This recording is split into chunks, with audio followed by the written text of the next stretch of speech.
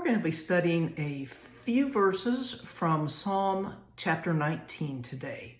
And by study, I mean we're going to look at some specific words in Psalm 19 and what they mean from the original Hebrew. Because a lot of these words they sound very similar. And you wonder, well, why did we use all these different words? What words? Oh, I'm glad you asked. Let's start with verse 7, where it says, "The law of the Lord is perfect, converting the soul." So what are we referring to here when we say the law? The law is the Torah. That's what we're talking about in this. We're talking about the Torah is perfect, converting the soul. It is a precept or statutes, especially the Pentateuch, the first 5 books of the Bible, and it is translated law. Now, it is from another word, which means to point out, to teach, inform, or instruct. And if you think about it, that is what the law, the Torah, was to do.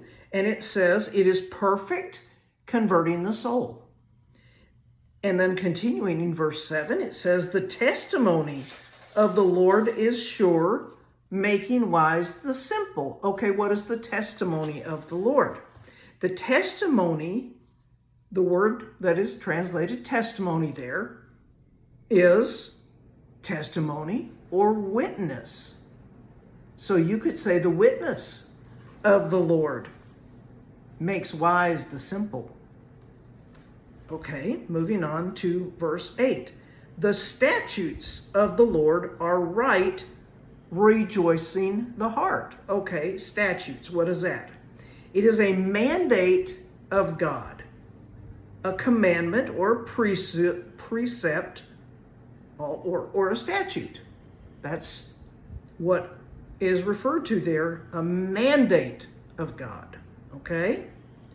"The commandment of the Lord is pure, enlightening the eyes." What is the commandment there? It is a command, whether human or divine, collectively the law. It is translated commandment, law, or divine precept. It is from another word that means to give a charge, to send a messenger, or to put in order. So this kind of puts a different slant on this than the law that we talked about a couple of verses ago. This is to send a message. So it's not just obeying the law and the precepts of God, it's a message. Because this enlightens your eyes. You want your eyes to be enlightened, right? Okay, let's go to verse 9. "The fear of the Lord is clean, enduring forever."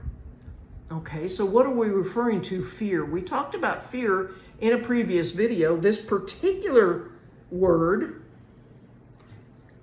it comes from a couple of other words, but we're going to kind of trace it back.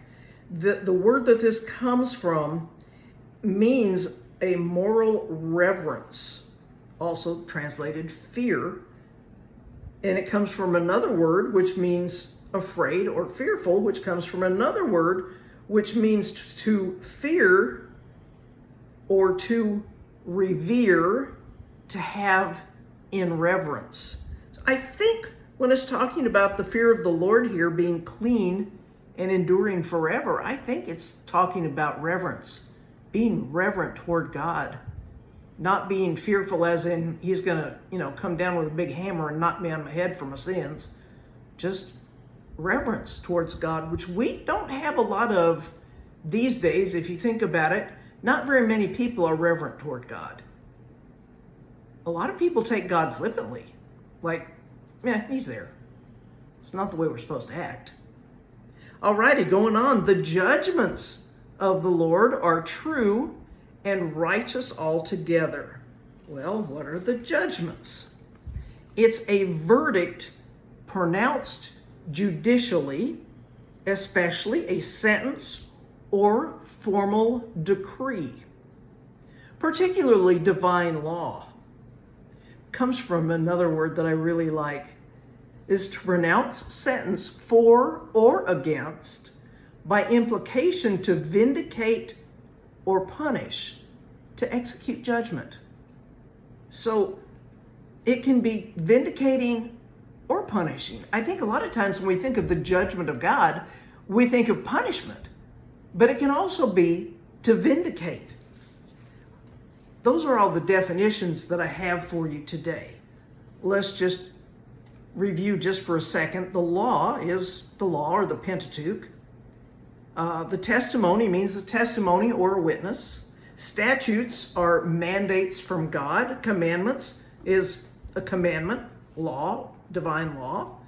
Fear is reverence, and judgments is to pronounce a verdict judicially for or against. So what do all these words have to do with anything? If we continue to read in verse 10 through 14, which I am going to do here, it makes a lot of sense when you look at all of the words and what they mean. You're talking about the law and the fear and the statutes and the commandments, the fear, the judgments. More to be desired are they than gold. Do you know how much gold is worth these days? Over $2,000 an ounce. God's judgments are worth more than that. Yes, than much fine gold, sweeter also than honey and the honeycomb. You know, when this was written, you couldn't go to the store and buy a jar of honey. You had to go find a beehive and hope you didn't get stung to take the honeycomb out. So honey was pretty precious. Moreover, by them, the laws, the precepts, the commandments, etc., is your servant warned. And in keeping of them, there is great reward. There's great reward in following the law of God, being reverent towards God. Who can understand his errors, your own errors? How can you understand them? Cleanse thou me from secret faults. You ever think about that?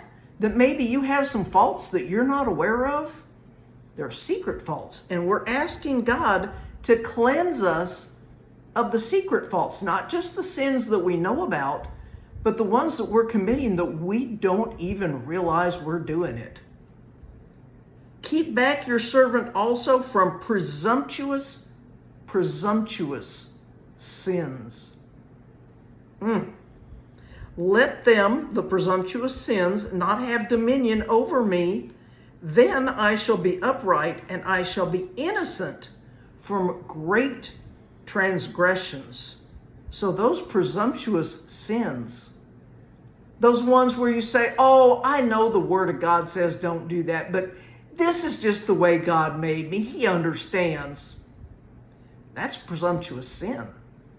When God has a command in His Word, if He has something that He has said to everyone, this is what you're to do, and you don't do it, that's presumptuous sin. On the other hand, if God has made a general statement, this is what you're not to do, and you do it anyway, that is a presumptuous sin. Oh, God just made me this way. He'll understand. Oh, He understands all right. He understands you need to quit. Quit sinning. Verse 14. I love this verse. Let the words of my mouth and the meditation of my heart be acceptable in your sight, O Lord, my strength and my Redeemer. You know, if the meditation of your heart is right, then your words are going to be right. Because we don't speak until we've thought about it. The way it works is you think about it first, then you say it, then you do it. So if you're meditating on the Word of God, if your meditations are right, then your words are going to be right.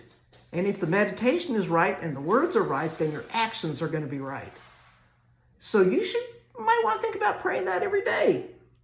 Psalm 19, verse 14, let the words of my mouth and the meditation of my heart be acceptable in your sight, O Lord, my strength and my Redeemer.